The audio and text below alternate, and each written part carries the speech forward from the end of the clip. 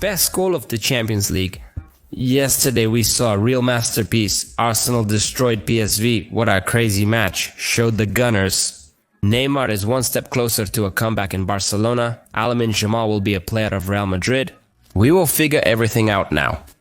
This is Football Dose in the top 10 hottest news to this hour.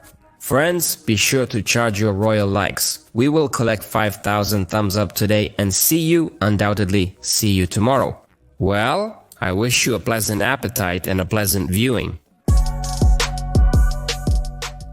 Milan lost again and again for a reason.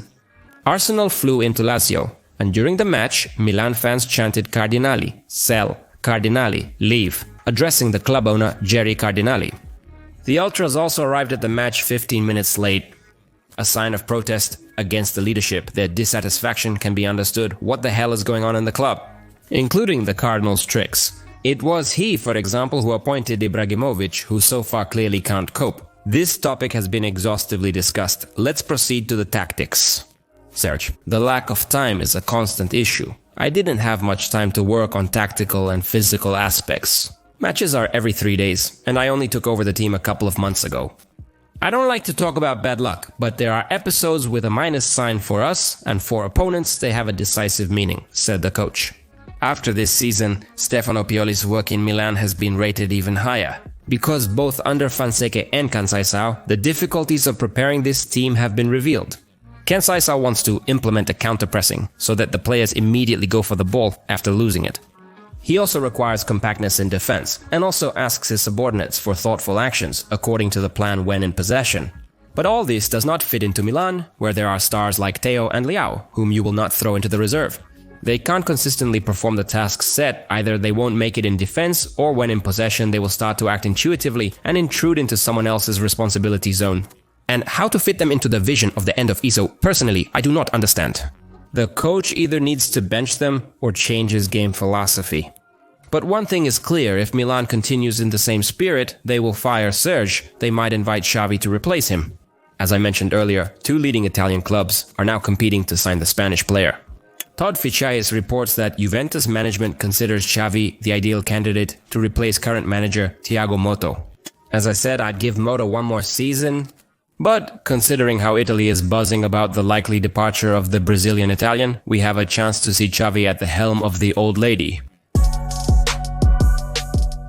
Andre Onana was hated after his transfer to Manchester United, and the English media jumped on him right away. The Cameroonian's mistakes complicated everything, but this season Andre turned the situation around, and by the end of the last one, he was already good. He even ended up first on the list of Ten Hag's best transfers from 442. But the DH thesis supporters were stronger and couldn't be convinced. Here's the keeper. Ben Forrest, who started his career playing for Manchester United, declared the DH substitution one of the most fundamental and probably the biggest mistakes we've seen in Premier League history. Especially in terms of goalkeeping, that's the most important thing. Now for some statistics, in the last season, DH in MU scored 1 whole and 1/10 goal for the team, if we believe the statistics of expected missed goals. In the last and overall, he saved less than 7/10 of a goal. Whereas Onana's indicators are better both in the past and in the current seasons in United's football. And I won't even mention his footwork. De Gea struggles with it, although Onana makes decent mistakes too. But this is related to the risky style, which has both its pros and cons. And let's not forget that the overall agility of the players also affects the goalkeeper's game.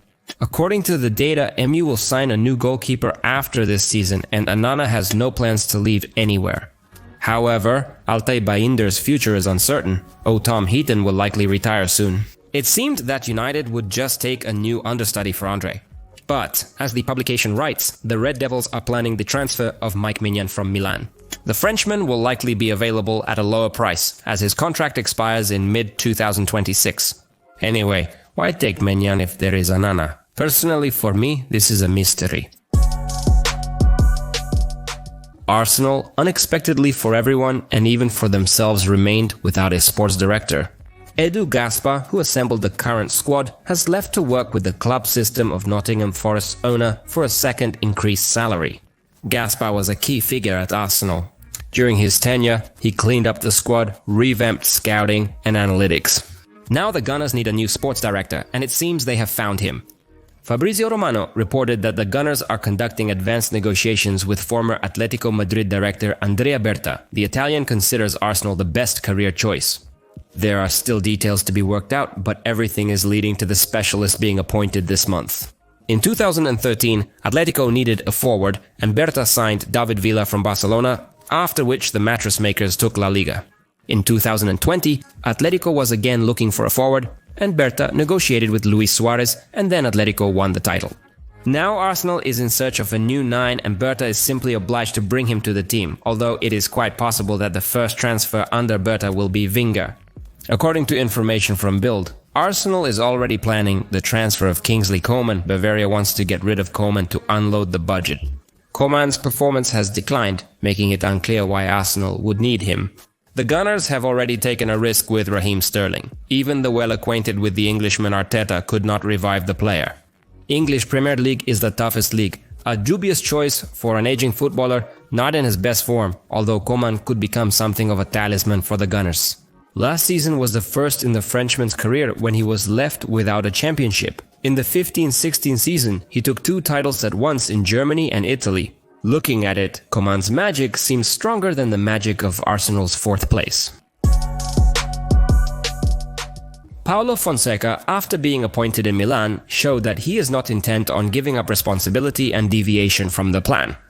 Ultimately, stars Rafael Leao and Theo Hernandez had to compete for a squad spot, and even lost the fight as Fonseca dreamed of an organized collective press. And when it's almost impossible to play such football with Leao and Rafinha on the field, Fonseca was fired, and Leao didn't even hide his happiness.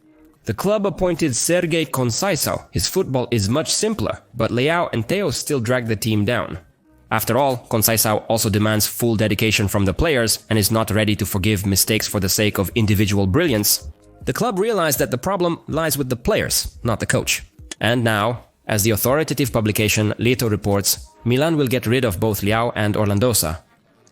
They will not sign a new contract with Theo. The current agreement expires in a year and a half, so the Frenchman will leave the team cheaply. Real Madrid, Manchester United and Paris Saint-Germain are tracking him. But I'm not sure that things will come to a head, considering fullback's performance this season.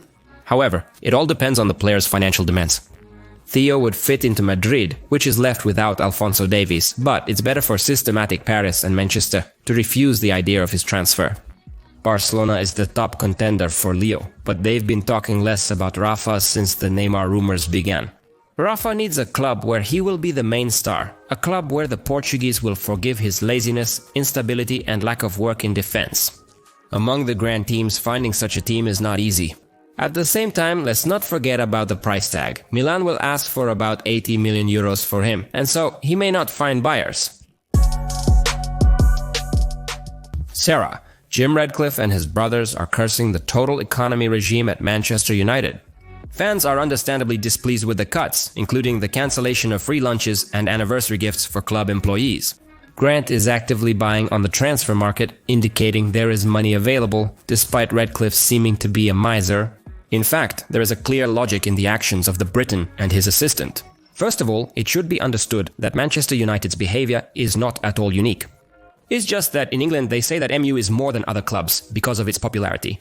West Ham, United and Tottenham reduced ticket prices for kids and seniors. No one cares. But similar actions from the Red Devils immediately hit the newspapers. MU also cancelled the corporate pension for Sir Alex Ferguson. The media went crazy. MU paid Fergie 2 million euros a year from 2013. Believe me, Sir Alex has enough money. He earned 20 million just for being a legend. No other club pays that much to a former coach. Yes, the US president's pension is 10 times less. As for the staff reduction, over the past 8 years, the number of Mancunian workers has increased by 40%.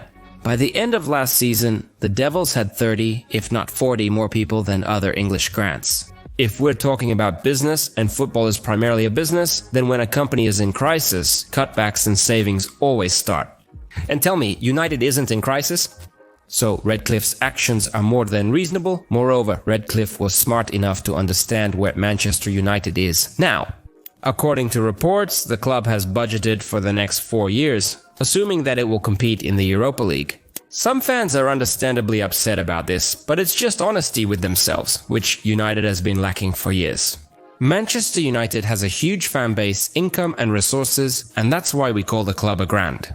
But the squad structure and performances in recent years show that United is a team from the Europa League zone, if not the conference. And now, United will finally live according to current realities. After all, to reach the next level, you need to know the current level and gradually move away from it, not try to jump to the top in one leap. Energy, for which there is simply nowhere to take.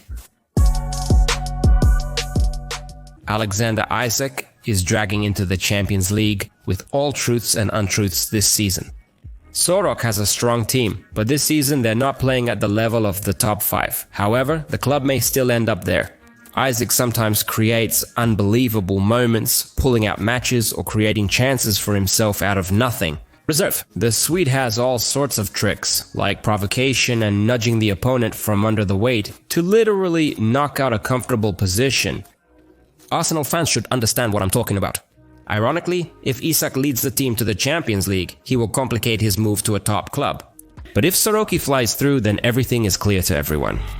He will leave for a promotion. Alexander is a versatile attacker who can play any offensive position. Rostam stands 2 meters tall, but remains technical and quick.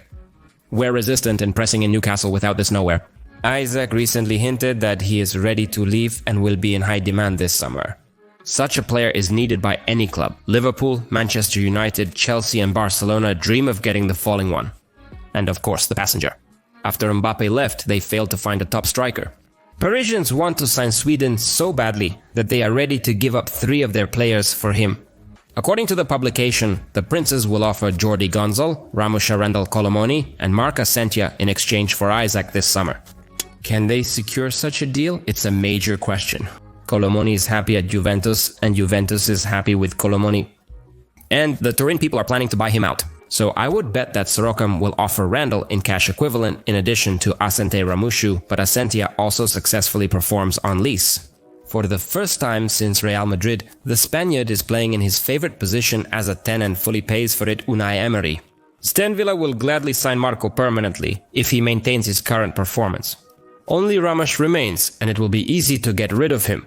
Especially when Luis Enrique explains to the Portuguese that the game practice does not shine for Ramush and he plays so little, and with Isaak he will completely lose his footing. And the upcoming one is excellent, only a suitable trainer is needed. We all know how good a schoolboy from Barcelona is.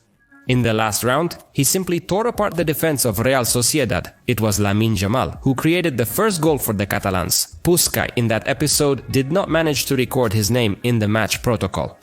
But we wouldn't talk about him so often if he didn't demonstrate first-class and stable football. Let's list the achievements that Lamin Jamal has marked in his 17 years.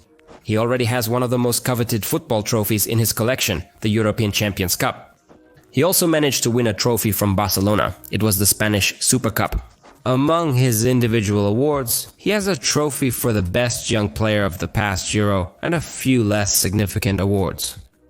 Jamal has played over 100 major football matches. And I'll remind you again that he's only 17 years old. And of course, he broke many records in the youngest nominee category. Yes, we get it. Lamin is a big achiever, but what's the point of all this? All these enumerations of his awards were a lead-in to the following intriguing news. A well-known portal decided to use the achievements of scientific and technological progress with the help of AI to create a prediction. Who will be the owner of the Golden Ball in the next 20 years? Initially, it appears obvious. Kylian Mbappe will win the Golden Ball this year. Real Madrid still manages to win a major title by season's end, and Ancelotti keeps his job. Then comes the year of Erling Haaland and Manchester City emerging from the crisis. Real Madrid footballers' victories are next again. Lamin Jamal will also not stand aside and will take the award in the 19th year. Then the most interesting part begins. The Spanish winger will win the Golden Ball twice more, but as a Real Madrid footballer. How do you like this forecast from artificial intelligence?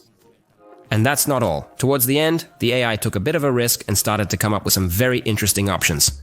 Some African talent from Manchester City, next will be an Asian wonder kid from Borussia Dortmund. And in the end, specifically in the year 2044, a new Messi who plays for Barcelona will take the award. Probably it's about Ansu Fati, who will bloom towards the end of his career. What do you think? everything is going in circles again. The story of Neymar's return to Barcelona has become something like a Christmas movie. Every year the same thing. When the Brazilian left for Paris Saint-Germain for a record, sock 222 million, it seemed like the end. But some stories can have an unexpected sequel. In recent years, the Brazilian has been frequently rumored to return to Catalonia, but each time negotiations proved fruitless, and the rumors remained just that.